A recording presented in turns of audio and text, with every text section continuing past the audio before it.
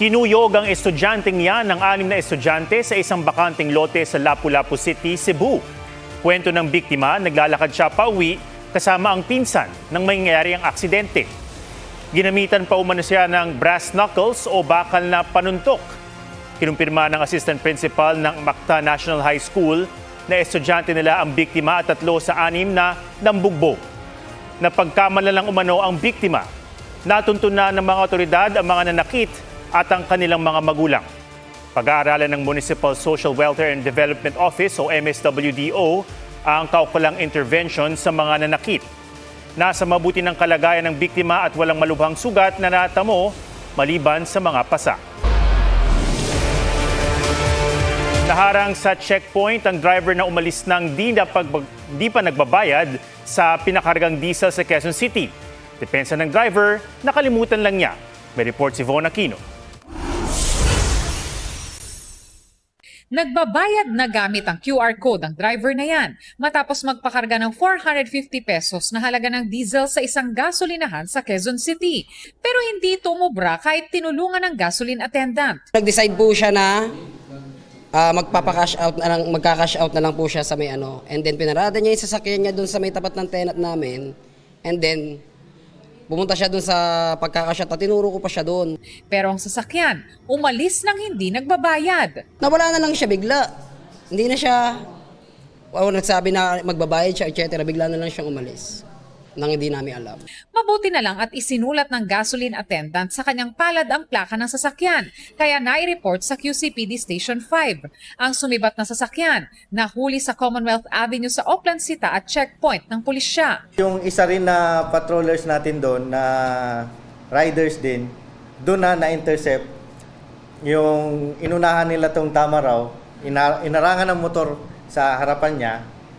At doon eksakto sa may Jordan Plains, Novaliches, na-apprehend natin. Maharap sa kasong estafa ang suspect. May pambayad naman po talaga na wala lang sa isip ko. Nagmamadali kasi ako may deliver akong pagkain. Mataas man ang presyo ng gasolina o hindi, paalala ng Quezon City Police sa mga gasolinahan.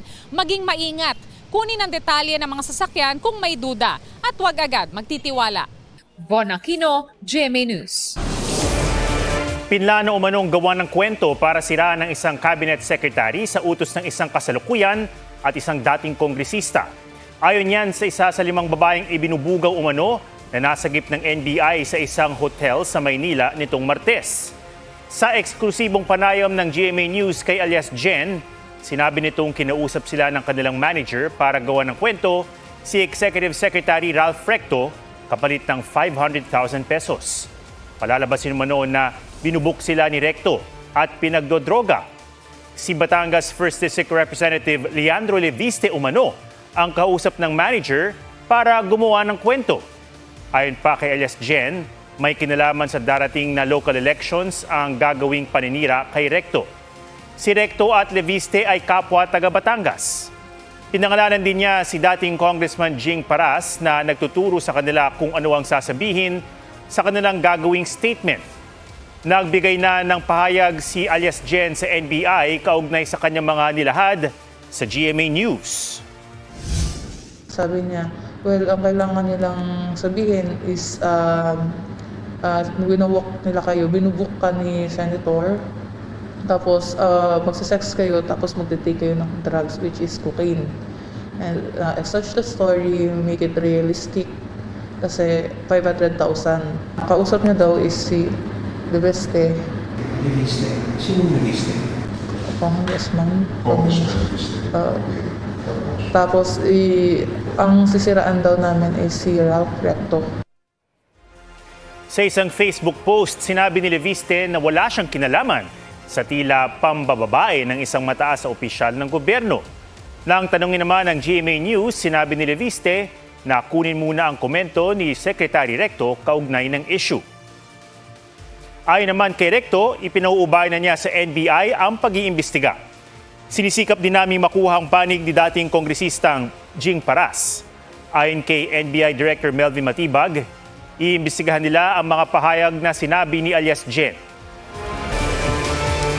Target ng Senado na maipatupad ang pag-alis ng system loss charge sa electric bill bago magpasko. Ayon sa chairman ng Senate Energy Committee na si Senator Erwin Tulfo, gusto ng Malacanang na alisin na ang system loss ngayong buwan. Pero aminado si Tulfo na mahihirapan silang ipatupad ito. Sa pagdinig ng komite ngayong araw, sinabi ng Department of Energy at Energy Regulatory Commission na wala pang detalye kung paano ipatutupad ang utos ng Pangulo. Anila, kayang pasanin ng power industry ang system loss mula sa ninakaw na kuryente. Pero baka mauwi rin daw ito sa taas singil dahil dagdag gastos para sa mga distribution utility ang paghuli sa mga jumper. Pinalagaan ni Vice President Sara Duterte ang batiko sa kanyang pahayag tungkol sa issue ng PAC Silica o ang pinag-uusapang pagtatayo ng Amerika ng Artificial Intelligence Hub sa Tarlac. And Alvin, na nawalan ng tulog dahil sa PAC Silica.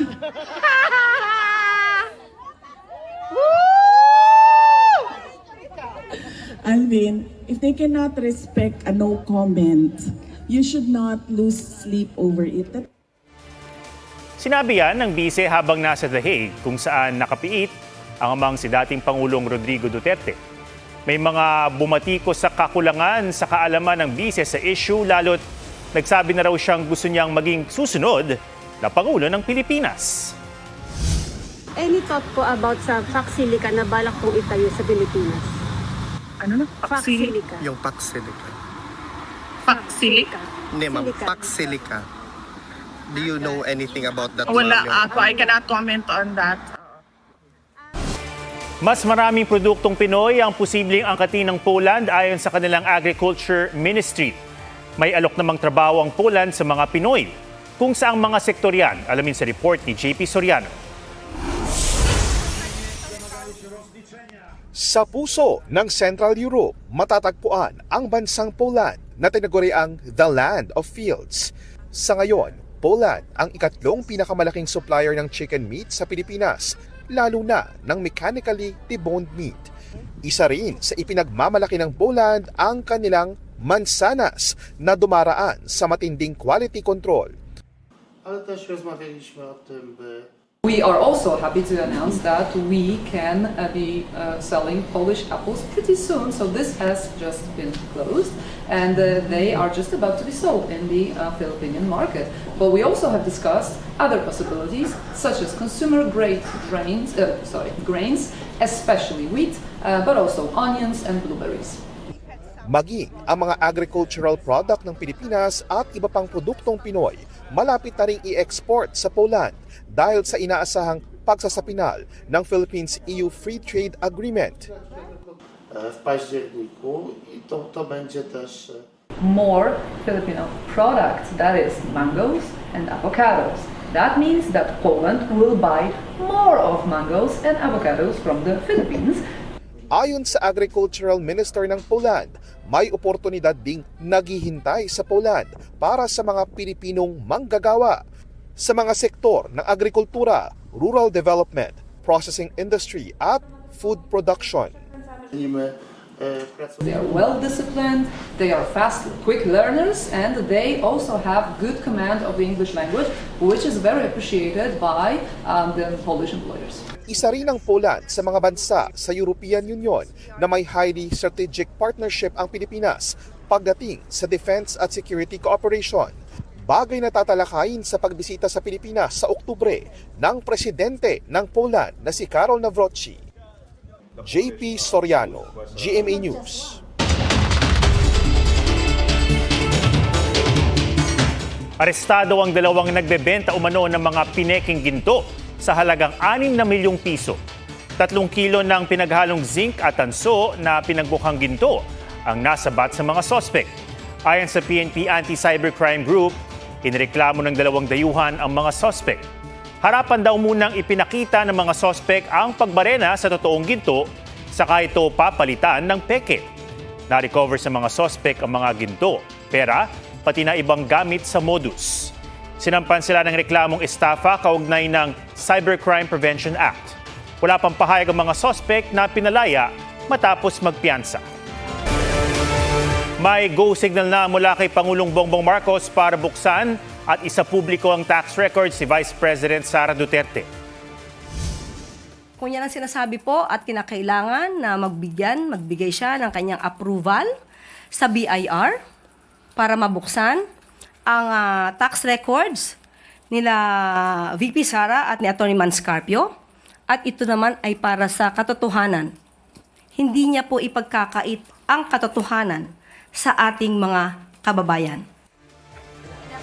Ang income tax records ang isa sa mga inaasahang ebidensya ng prosekusyon para sa Article 2 of impeachment o ang umano'y hindi may paliwanag na yaman ng bise. Kasama ring bubuksan ng financial records ng asawa niyang si Atty. Manscarpio. Alinsunod sa National Internal Revenue Code, mahigpit ang confidentiality sa tax records. Kung hindi magbibigay ng waiver ang taxpayer, may kapangyarihan ng Pangulo na ipag-utos ang pag-inspeksyon sa mga ito. Ngayong araw, naibalik na sa Senado ang selyadong tax records ng bise, kanyang asawa at kanilang mga negosyo. Bukod sa tax records, ipinasabi na rin ng impeachment court ang bank at anti-money laundering council records ng mag-asawa. Wala pang komento ang depensa kaugnay ng pagpapahintulot ng Pangulo na mailabas ang tax records ng bise. Ikinatuwa naman ng prosekusyon ang pag-usad ng investigasyon. Now is the time that we let the evidence be heard. Konti na lang, we will be getting that clearer, fuller picture ng yaman ni VP Sara Duterte. Namataan ng pamumuo ng mga ipo-ipo sa Laguna de Bay. Kita ang makapal na ipo-ipo sa kuhang yan ng uploader na si Jack De Los Reyes. Di kalayuan, kita rin ng isa pang mas maliit pero mas mahabang ipo-ipo. Nabubuo ang mga ipo-ipo kapag nagsama ang malamig at mainit na hangin na umiikot mula sa ulap pababa sa tubig.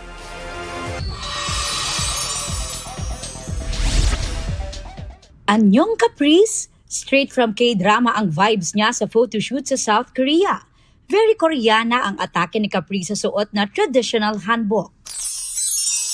Sa Hollywood, kinasuhan ni Ariana Grande ang dalawang hacker na umano'y nagpakalat ng ilan niyang unreleased music at studio footage. Nagdulot daw ng substantial, significant, and irreparable harm ang ginawa ng hackers. Global sensation na BTS hindi lalahok sa prestihiyosong 69th Grammy Awards. Ayon sa Bangtan Boys, nais nilang makilala ang kanilang musika nang hindi nakakategorize sa region o language. Nagpasalamat din sila sa suporta ng ARMY. Ang desisyong ito nag-ugat sa anunsyo ng Record Academy na may 5 bagong category sa Grammys kabilang ang Best Asian Pop Music Performance. Inalmahan niya ng ARMYs sa paniwalang pinaliliit nito ang tsansa ng Asian artists sa major categories. Nilinaw naman ng CEO ng Grammys na ginawa ang Asian Pop category para i-celebrate ang pop artistry sa Asia. Mas marami raw kategorya, mas maraming artist ang mabibigyan ng pagkilala. Pero bilang music creator, nirerespeto raw niya ang desisyon ng BTS. Aubrey Carampel, GMA News. Tumagilid ang truck na yan matapos mawala ng kontrol nang iwasan ng isang van sa Tuy, Batangas. Nahagip ng truck ang kasalubong na MPV na natabunan ng kargang lupa. Nahirapang sagipin ng mga pulis ang naipit na MPV driver. Nagtamo siya ng bali sa binti. Maharap sa kasong reckless imprudence resulting in damage to property and physical injuries ang truck driver na nasa kustudiya na ng pulis. Sa Antipolo City, sumalpok naman ang isang closed van sa nakaintong trailer truck. Naipit ang pahinante ng closed van na idineklarang dead on arrival sa ospital. Sugatan naman ng driver na ayon sa pulisya ay posibleng nakatulog. Ayon sa pulisya, nagkasundo na ang dalawang panik.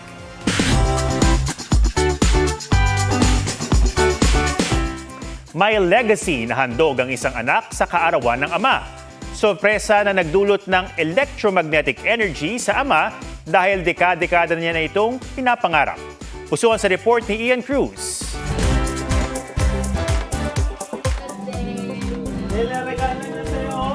Sa birthday ni Tatay Philip Soberano, parang nag-vault in sa saya ang mag-anak.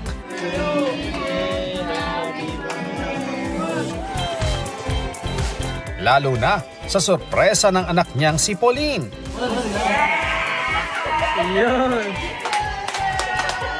Voltes 5 Legacy action figure Si Tatay Philip, di robot sa feelings. Lalo tang natanggap na regalo, dekada-dekada nang inaasam. Sa sobrang tuwa niya, agad ipinagyabang sa mga kumpare at mga kapitbahay. Paborito niya at walang palya sa panonood ng Voltes 5 si Tatay Philip. Nang una itong ipalabas, naghanap pa nga raw siya ng laruang Voltes 5 nang makapunta ng Japan, pero walang nakita. Buti na lang may reboot sa GMA ng classic robot, may mga action figures at merch na. Kaya ito ang naisip na iregalo ni Pauline sa ama. At si Tatay Philip, electromagnetic naman ang pasasalamat. Ian Cruz, GMA News. At yan ang mga balitang dapat yung malaman. Ito ang GMA News. Walang kinikilingan, walang pinoprotektahan. Noon at ngayon, serbisyong totoo. Ako po si Ato Maraulio at ito ang State of the Nation.